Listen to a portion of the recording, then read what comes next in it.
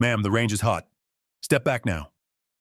Lieutenant Nick Halden's voice cut through the desert wind, sharp cold, as if the woman in front of him were nothing more than someone standing where she didn't belong. Emily didn't turn. Her eyes remained locked on the 1,000-yard line where steel targets shimmered in the heat. She stood still, spine straight, as though the command had never been spoken. Halden took another step closer, lowering his voice, letting the mockery creep in. He talked about SEAL procedures, about a world that isn't meant for outsiders. The message was unmistakable. She didn't belong here. Behind him, the sniper team chuckled softly. A morning of missed shots had suddenly found new entertainment. Emily turned. Just one sentence short cold. I'm the instructor assigned today. Halden smirked. He mocked her skill, turned the chief's anchors on her chest into a joke, as if they were nothing more than a piece of metal pinned in the wrong place. He talked about technology, about ballistics, about things far beyond a handwritten notebook. At Emily's side, an old leather-bound notebook was visible, edges worn, spine cracked, silent. Halden raised his hand toward his radio, preparing to call military police. Then the sound of military engines tore through the wind from the distance. No one spoke another word. The balance of power began to shift. If you believe that true courage is not found in gunfire, but in the quiet of those who have walked through war, subscribe to veterans' legacy stories, so together we can preserve the memory, dignity, and reverence owed to our quiet heroes. Emily stepped back exactly one pace. No more. No less. Her hand brushed the old leather notebook at her side, a motion so familiar it was nearly unconscious. It wasn't a defensive gesture. It was the silence of someone who had stood in real combat where every unnecessary reaction carried a cost. The desert wind swept across the range dry sand, grazing her pant leg and tactical boots. The sound stretched on, steady and constant, like a thread tying the present to years long past.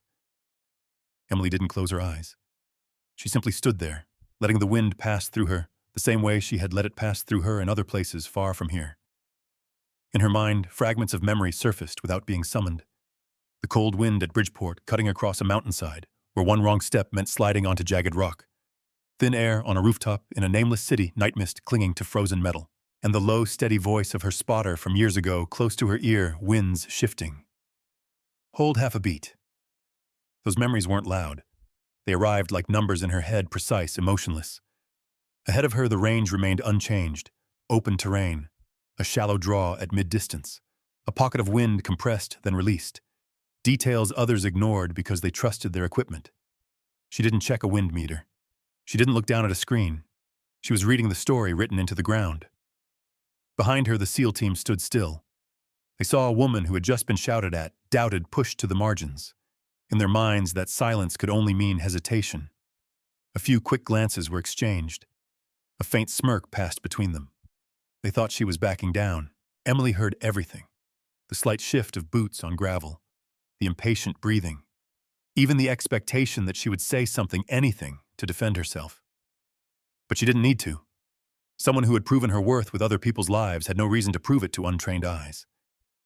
Her gaze traced an invisible sightline from firing position to the distant, blurred target. There was no challenge in her eyes. No anger. Only pure focus. A problem being solved without asking permission. She remembered other times. Other rooms. Other ranges. The same looks. It always began with doubt. It always ended in silence. And in between lay a familiar fatigue, not from the work itself, but from endlessly having to prove that she belonged. For the briefest moment, a flicker of weariness crossed her eyes. No one noticed. No one stood close enough to see it. It was the exhaustion of someone who had spent a lifetime standing firm against the same repeated questions someone used to letting results speak, even if they took a long time to be heard. Emily let out a slow breath. Not to steady herself, but to conclude the analysis. The problem was solved. The answer was clear. What came next was no longer up to her. Around her, the silence stretched on. It wasn't calm.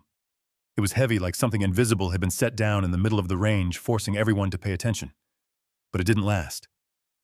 And in that narrow space, while Emily remained still, while the wind continued to move, while the SEAL team still didn't understand what stood before them, Lieutenant Halden chose to break the silence, not with reason, but with public humiliation. Halden let out a laugh, a short, dry sound. We don't need someone who teaches recruits. He didn't raise his voice, but it carried far enough for everyone behind him to hear. It wasn't aimed at skill. It was aimed directly at Emily's place in that space. A SEAL standing slightly to the right, a thick beard covering half his face, tilted his head toward the leather notebook at her side. He spoke as if offhand, but deliberately loud enough. Topographical error sounds straight out of a textbook. A few snorts followed. No one objected. No one stepped in. Another voice joined in, light, casual, like telling a joke during a break. Maybe she's a supply chief who got lost. The comment made the air dip for a beat, then pop with scattered laughter that spread quickly. The looks aimed at Emily were no longer curious. They were amused. A person standing in the middle of the range had been turned into the team's entertainment. Emily stood there. She didn't step back. She didn't step forward. She didn't answer, not because she lacked a response, but because she knew exactly what role she was being forced into. The role of someone expected to justify her own right to exist.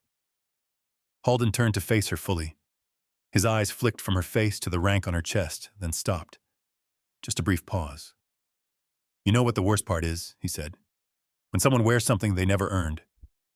He reached out. Not roughly. Not violently.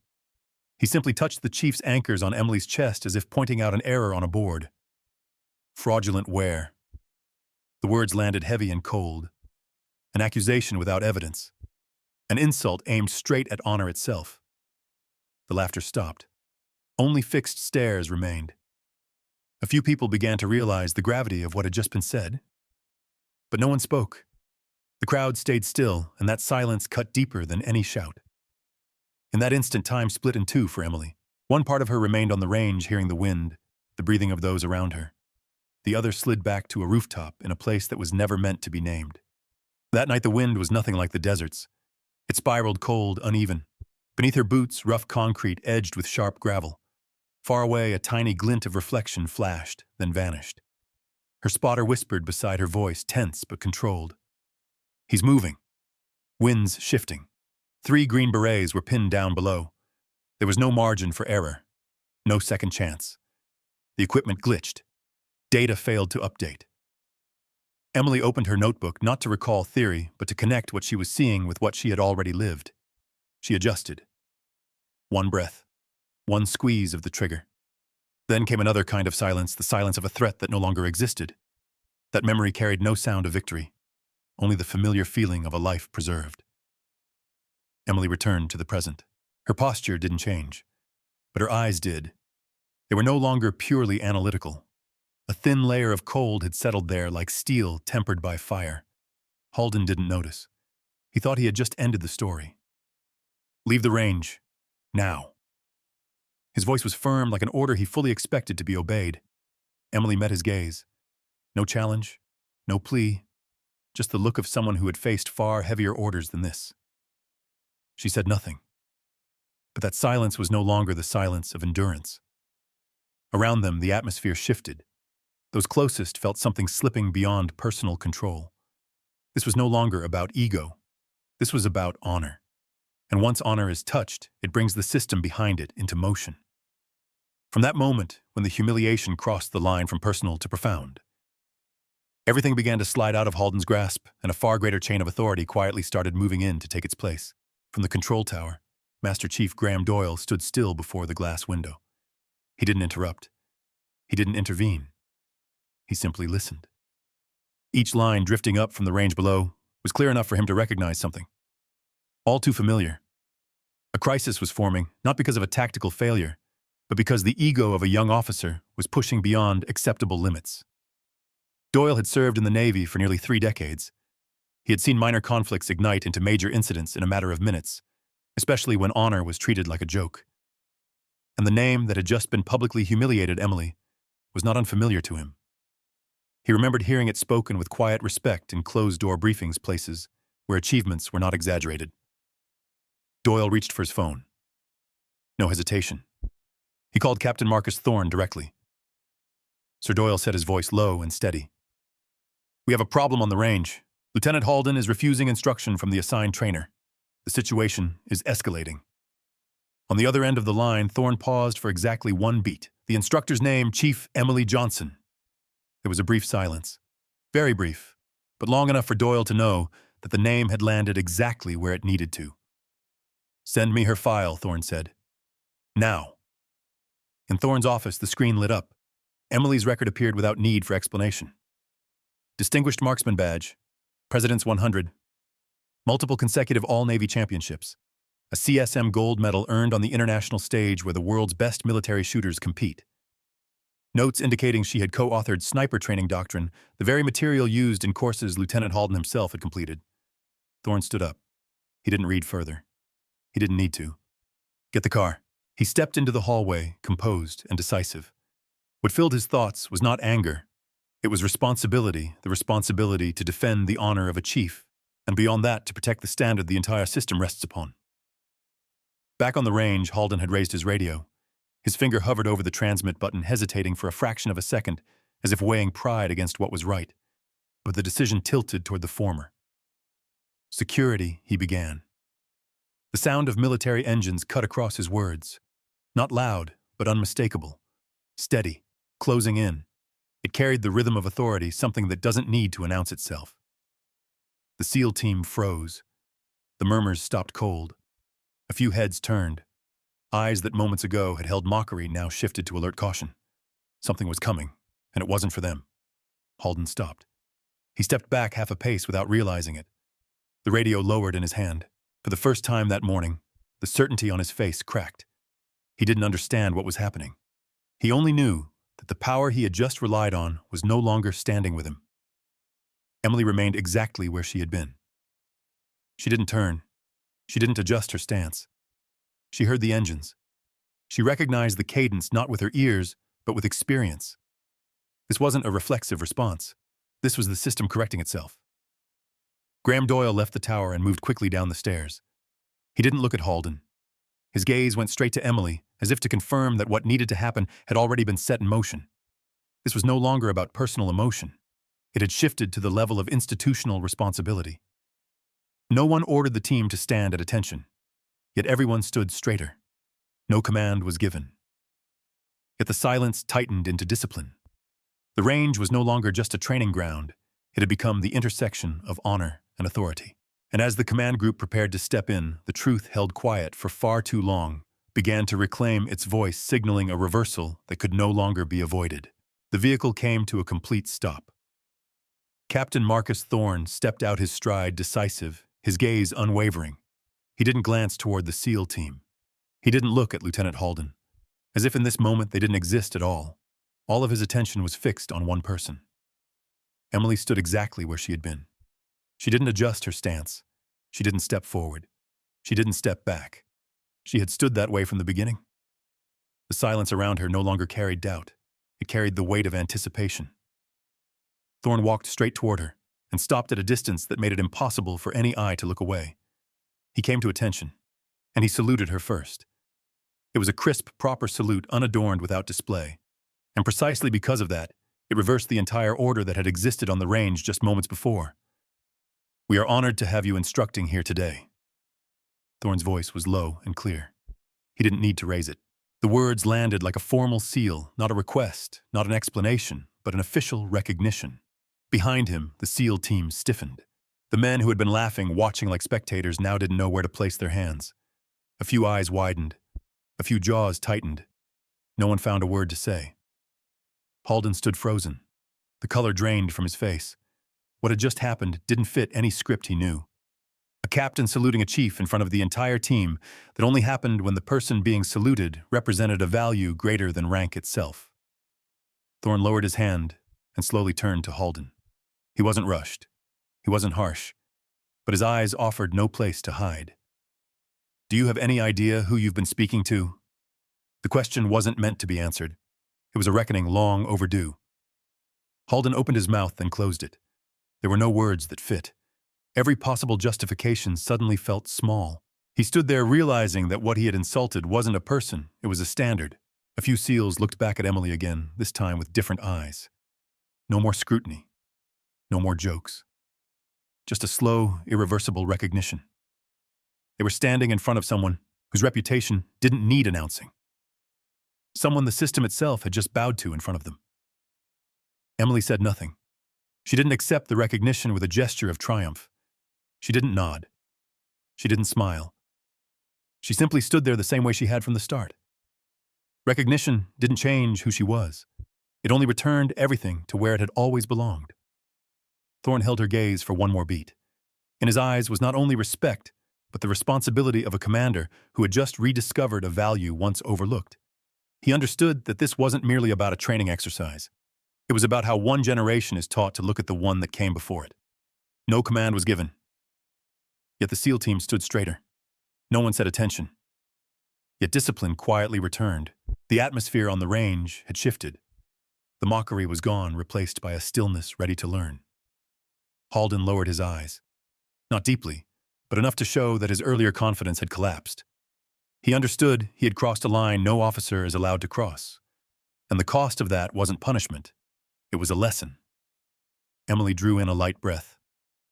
Not from tension, but because she knew this moment was only the beginning. Recognition alone, if it ended here, would mean nothing. What had to come next was the truth, complete, unhidden, and undeniable.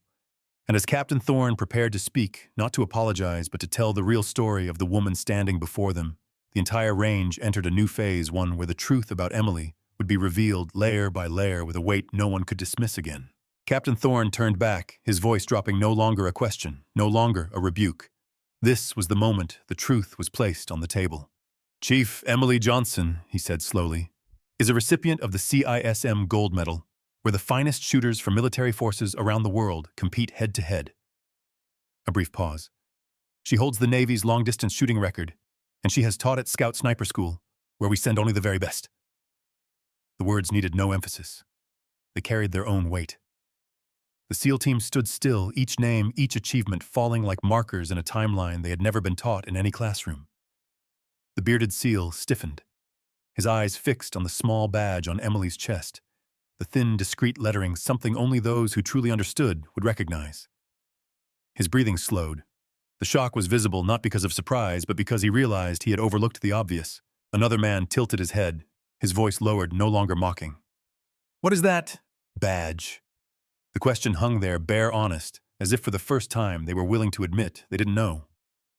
Thorne didn't answer immediately. He looked at Emily, then at the old leather notebook at her side. "Some things aren't awarded because of rank," he said. "They're awarded because of results." Then he told the story. No embellishment, no unnecessary detail. A rooftop overseas, wind shifting through the night, 3 Green Berets pinned down, equipment unstable. He paused for a beat. Chief Johnson used the notes in that notebook to recalculate. One shot. The threat ended. 3 lives came home. No one spoke. The space grew heavy not from tragedy, but from truth finally set in its proper place. Eyes turned to the notebook, the object once dismissed, once called outdated, now standing at the center. It wasn't a relic. It was a map of experience written in time and responsibility. Emily remained silent. She neither confirmed nor denied. Those stories didn't need her retelling. To her, it was simply work completed. The only thing that mattered now was the standard. Thorne stepped half a pace forward. His voice returned to the cadence of a commander issuing a request, not a showy order. "Chief Johnson, show them what the standard looks like." A few SEALs swallowed hard. No one exchanged smiles anymore. No one thought about personal reputation. They were standing before a living standard, and for the first time they wanted to understand rather than prove. Halden stood still, his eyes lowered. No excuses, no resistance. The truth just spoken had placed him exactly where he needed to be, in the position of someone who must learn. It wasn't humiliation. It was a necessary correction. Emily gave a slight nod. Not to accept a challenge, but to accept responsibility. She didn't step forward to perform. She stepped forward to teach. And that difference was something the entire team was beginning to feel. The stories, the badges, the records. All of them pointed to one truth: the standard does not live in equipment or titles. It lives in how a person conducts themselves when there is no one left to rely on. And as Emily prepared to turn the truth just spoken into something that could be seen learned, and reach the moral lesson about humility, growth, Emily lowered herself into the firing position. No extra equipment, no screens activated. Just a pen and the old leather notebook. She placed them neatly beside her like 2 companions that had walked with her long enough to require no explanation. She didn't rush. She didn't look around. Her eyes aligned straight down the axis of the target, where the wind changed rhythm through the shallow draw. A short line was written. One number was crossed out. Another replaced it. The problem was solved before anyone had time to doubt. No one spoke. No one dared move. Those who had moments ago trusted technology stood frozen, realizing they were witnessing something else entirely precision that needed no display. The shot rang out. 1 second of silence. Then the sound came back, ping, clean, sharp, unmistakable. A SEAL leaned close to his radio, his voice dropping until it was almost a whisper to himself. Dead center. Impossible. There was no cheering, no burst of excitement, only the quiet acknowledgement that what had just happened was real. Emily held her position for one more beat, then rose. She didn't look toward the team. She didn't seek a reaction. She spoke evenly and low, as if addressing the problem she had just finished solving. Don't lower the standard. Keep it fair. The words weren't about marksmanship. They were about people. Captain Thorne turned to Halden. No harshness, no sarcasm, just a brief confirmation enough to end every argument. That is the standard. Halden nodded. No defense. No explanation. For the first time that morning, he didn't try to protect his ego. He looked back at the target, then at Emily, as if trying to place both images into a new frame of understanding. Thorne turned to the SEAL team. The entire team, he said, will enter a 2-week remedial training course. Chief Johnson will lead it. There were no objections. No sighs. Only short nods. They understood this wasn't punishment. It was a chance to correct themselves. The 2 weeks that followed were not easy. Emily wasn't gentle. She wasn't harsh without cause either. She dismantled habits that seemed harmless. She demanded they understand why, behind every number, not just trust the outcome. She required notes, observation, correction, repetition, and accountability. She never mentioned that morning again, never spoke of the humiliation, never referenced the shot. The lesson didn't live in the past. It lived in how they would act from this point forward. Gradually, something changed. Not just accuracy, how they listened, how they asked questions, how they looked at someone different from themselves. The casual jokes disappeared. In their place grew a quiet focus. Halden watched it all. He didn't stand apart. He learned with the team, took notes, asked again, corrected himself. Each question he asked was no longer meant to prove what he knew, but to admit what he didn't. On the final day, Emily closed the notebook. No summary speech, no praise. Just one short sentence: the standard doesn't change. Those who meet it stay. No one objected. No one needed further explanation. And as those lessons began to move beyond the range into how the SEAL team trained, worked, and treated one another, the legacy of that morning slowly took shape. Not loud, but enduring, preparing to carry the story into its final chapter. A month later, life on the base returned to its normal rhythm. No more tense stares. No more mocking laughter. Only quiet, serious training sessions guided by a standard that had been reset. Halden found Emily in the gym late one afternoon. He waited a few seconds before speaking. Not out of fear, but because for the first time he was weighing his words. "Chief," Emily turned. No surprise. No scrutiny. "I was wrong," Halden continued, his voice low but clear. "And thank you for making me better." There were no excuses, no but. Just a genuine apology, late but necessary. Emily nodded. A very slight nod. "Apology accepted," she said. "We all have blind spots." She didn't bring up that morning. There was no need. The lesson had already been learned. Halden stepped closer. He hesitated for a beat, then asked something he would never have asked a month earlier. "The way you calculate spin drift on high-angle shots? I still don't fully understand it." It wasn't technical curiosity. It was a willingness to learn. Emily picked up a pen. She drew a few short lines. No complex formulas, just core relationships. She explained slowly, step by step. No lecturing, no judgment. Halden listened, took notes, asked follow-up questions. Their conversation had shifted from confrontation to partnership. A few days later, Captain Thorne issued a new directive. It was brief, unadorned. Effective immediately, all SEAL sniper teams will train under the Johnson Standard. No one questioned the name. No one objected. The standard had proven its worth.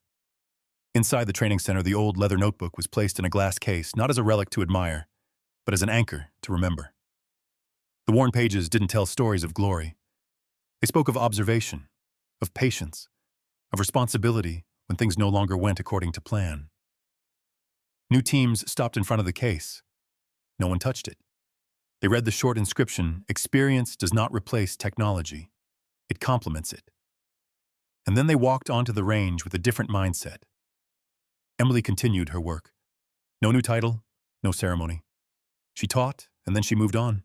Her legacy didn't live in being named, but in how others behaved when she wasn't there. Halden saw the change in his team. Fewer words, more listening, less judgment. Whenever someone tried to lower the standard to save time, he remembered that sentence and stopped. In a quiet corner of the base, the standard held firm without needing a guard. It lived in how questions were asked, in how mistakes were admitted, in how a team chose to honor those who came before them. Veterans, legacy stories. We remember the quiet heroes. If this story makes you believe that honor and kindness never retire, please share this video and subscribe to Veterans Legacy Stories so that none of their memories are ever forgotten.